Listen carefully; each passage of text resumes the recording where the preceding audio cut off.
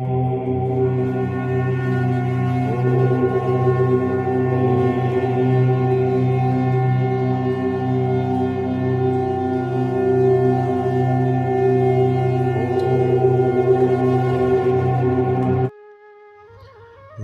आप सभी को।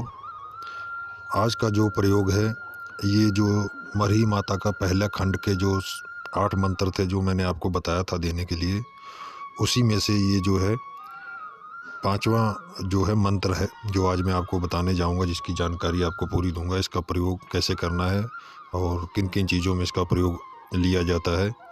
आप एक चीज़ को याद रखिएगा, ये जो मैं एक एक करके सभी मंत्र बता रहा हूँ मरही माता के पहले खंड के, इन सभी मंत्रों को आप जो है लाइन वाइज जो है लिख लीजिएगा, क्योंकि जो आगे इसकी प्रक्रिया सभी मंत्रों की मैं बताऊंगा, उसमें एक मंत्र का नहीं काम होगा, सभी का होगा। इकट्ठा ही आपको उच्चारण करना है और किस बड़े काम में इसको यूज़ में लिया जाता है, ये उसकी पूरी जानकारी उसको मैं जो आखिरी में आपको बताऊंगा, जब भी सभी मंत्र पूर्ण हो जाएंगे। तो इसलिए मैं आपसे एक बार फिर ये जानकारी दूंगा कि इन सभी मंत्रों को आप जो है अलग से लिखिएगा, क्योंकि फिर आप ढूंढेंगे तो आपको मिलेगा नहीं कि मैं किस मंत्र की बात कर रहा हूँ। तो जो ये मरही माता के पहले खंड के जो मंत्र हैं, इसके बारे में ही आपको मैं बता रहा हूँ। इनको हमेशा ही अलग से रखिएगा, क्योंकि यही मंत्र जो हैं आपके सारे कार्य करेंगे। आपको अलग अलग मंत्रों की ज़रूरत नहीं पड़ेगी, इसी एक खंड से ही आप सारे कार्य कर लेंगे। इसमें मैंने आपको पहले भी बताया है कि वशीकरण से लेके खिलाया पिलाया, और किसी के ऊपर तंत्र है या भूत प्रेत है, कुछ भी है, वो इन्हीं मंत्रों से कटेगा। सिर्फ विधियां अलग होंगी और कुछ नहीं। बस वो विधियां अगर आप जान जाएंगे तो मुझे नहीं लगता आपको जो है अलग अलग मंत्रों को याद करना पड़ेगा। एक ही जगह से सारे जब कार्य होने लग जाएंगे तो व्यर्थ में दूसरी जगह मेहनत करने का कोई फ़ायदा नहीं होगा। हाँ, कुछ जगहों पर कुछ चीज़ों को अलग रखना पड़ता है, क्योंकि कई जगह पे कुछ चीज़ों का प्रभाव कम होता है, वहाँ पर कुछ अलग मंत्रों का उच्चारण होता है, वहाँ पर वो कार्य करते हैं। तो मैं ऐसा नहीं कहूँगा कि वो मंत्र व्यर्थ हैं। व्यर्थ दुनिया में कुछ भी नहीं है, सबका अपना अपना एक अस्तित्व है और समय आने पर वो अपना हिस्सेदारी का काम करते हैं। तो इसी तरह मंत्र भी हैं। लेकिन जो साधक ज़्यादा जो है मेहनत नहीं करना चाहते और कम में ही सब कुछ काम चलाना चाहते हैं, तो उनके लिए मुझे लगता है कि ये बहुत ही उपयोगी है, ये बहुत ही कारगर है। क्योंकि ये एक साधना टाइप है, मतलब कि जैसे लोग कहते हैं ना कि हमें साधना चाहिए साधना चाहिए, तो ये एक खंड जो है ये एक साधना की तरह ही है, क्योंकि इसमें सभी प्रकार के जो इलाज हैं वो एक ही खंड में है।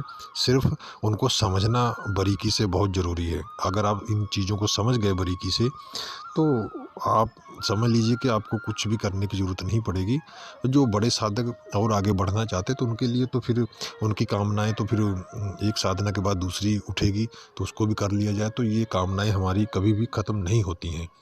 तो जन कल्याण के लिए मुझे लगता है कि जो कम जो है समय में अपने आप को जो है दुनिया के सामने लाना चाहते हैं और जन कल्याण करना चाहते हैं, तो मुझे लगता है कि उनको इस चीज़ को करना चाहिए और आगे आना चाहिए। तो आइए चलते हैं, इस मंत्र के बारे में मैं आपको जानकारी देता हूँ कि इस मंत्र को जो है पूरी विधि जो है आपको जो 4 नंबर का मंत्र है सेम वैसे ही है। बस आपको जब भी किसी मंत्र का प्रयोग करना है, ये जो खंड का है, तो मरही माता को ज़रूर याद करना है। और इसमें विशेष करके जो है देसी शराब जो है ज़रूर लगेगी। वो जो है ये अनिवार्य है, मतलब कि इसको लगना ही लगना है। आप कोई भी कार्य करेंगे तो आपको देसी शराब की जो धार मरही माता के नाम से देनी ही पड़ेगी, बहुत ही ज़रूरी है। तो इस मंत्र से जो है आप किसी का भी रोग, जैसे मतलब कि पेट दर्द सर दर्द कोई बीमारी ठीक नहीं हो रही है, तो उसको इससे जो है आप ठीक कर सकते हैं। और ज़्यादातर बीमारियों के ऊपर बहुत ही कारगर है। और कुछ जो तंत्र मंत्र हैं जो देहाती हो जाते, टोना टम्मर जो करते हैं, उसकी भी काट अच्छी तरीके से हो जाएगी। बस आपको कंठस्थ करना है, सिद्ध करने की आपको ज़रूरत नहीं पड़ेगी। आपको कंठस्थ करके इसको उपयोग में लेना है, बस आपका कार्य सिद्ध हो जाएगा। आने वाली अमावस में मुझे लगता है मैं तब तक सारे मंत्र डाल दूंगा, तो हो सके तो इस अमावस में आप इन सभी मंत्रों का जो है एक हवन कर दीजिए, तो ज़िंदगी भर के लिए आपकी जो है ऊर्जा बनी रहेगी। और ये नहीं कि आपने एक बार कर लिया तो ये हमेशा के लिए ऐसा ही रहेगा, नहीं। आपको पूर्णमासी को या अमावस को या विशेष पर्व जो आते हैं, होली, दशहरा, दीपावली, तो इनमें भी आपको यज्ञ करना चाहिए मंत्रों का, जिससे कि उनकी ऊर्जा और जो है प्रबल हो जाए और आपके कार्य आसानी से होने लग जाएं। और हो सके तो खुद भी जो है ध्यान करने की कोशिश करिए। मंत्र उच्चारण तो ठीक है अपनी जगह पर, लेकिन ईश्वर की भक्ति आपके अंदर होना बहुत ही ज़रूरी है। जब तक आप ईश्वर का ध्यान नहीं करेंगे, आपका जो भाव है वो सात्विक नहीं होगा, तब तक मुझे लगता है कि सफलता जो है थोड़ी दूरी पर रहती है। जब आपका भाव ईश्वरीय तौर पर, जब आपके अंदर भाव आएगा, जो अंतर ज्ञान आपका जागृत होगा, वो कहीं ना कहीं मुझे लगता है कि वो बहुत ही सहायक होता है, क्योंकि वो ईश्वर की तरफ से सहायता मिलती है। तो जब ईश्वर की तरफ से सहायता मिलती तो सभी देवी देवताओं का जो आशीर्वाद है वो भी समझ लिए आपको मिल गया, क्योंकि उन्हीं के द्वारा ही आप सारे कार्य करेंगे। क्योंकि आप में और मुझ में कुछ भी, कोई भी शक्ति नहीं है, जो भी है वो ईश्वर का है। सभी में ईश्वर की शक्ति विराजमान है, कहीं ना कहीं किसी रूप में उनकी ही ऊर्जा कार्य करती है, हम नहीं करते हैं, हम सिर्फ माध्यम हैं। ये जब आपको समझ में आ जाएगा तो मुझे लगता है कि आप सिद्धियों को भूल जाएंगे, ईश्वरीय शक्ति का गुणगान करेंगे।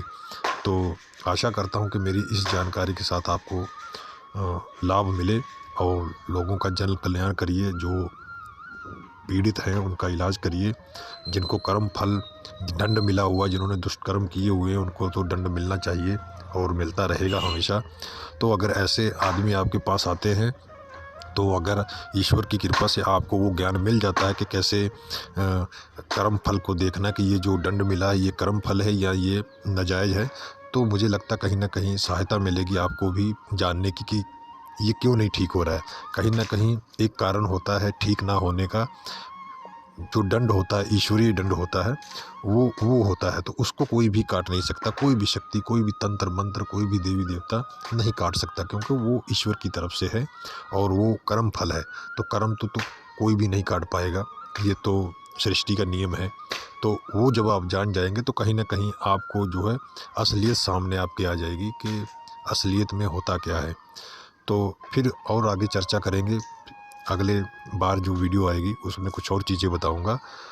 तो आप सिर्फ ध्यान योग में अपना मन लगाइए, हो सके तो 1 घंटा 1.5 घंटा जो भी आपके पास समय हो, आधे घंटे का, तो ईश्वर की भक्ति ज़रूर करिए, ओम का उच्चारण करिए, ध्यान करिए। जब तक आपका अंतर ज्ञान नहीं जागृत होगा तब तक मुझे लगता है शक्तियाँ इंसानों से दूर रहती हैं। आपका मन भाव जो है वो ईश्वर की तरफ होना बहुत ही ज़रूरी है। जब ऐसा हो जाएगा तो ईश्वर आपकी जो सहायता करेंगे, वो जो गुणगान होगा वो आप स्वयं करेंगे, वो आपको, वो अनुभव भी आपका ही होगा। तो उसकी जो मिठास होगी वो किसी के साथ नहीं मेल खाती है। भक्ति भाव की जो मिठास होती है वो किसी तंत्र विद्या में, किसी देवी देवता की पूजा में नहीं होती है, जो ईश्वर के साथ भाव जुड़ता है। तो आज्ञा दीजिए, फिर मिलूँगा एक और नई जानकारी के साथ। तब तक के लिए नमस्कार।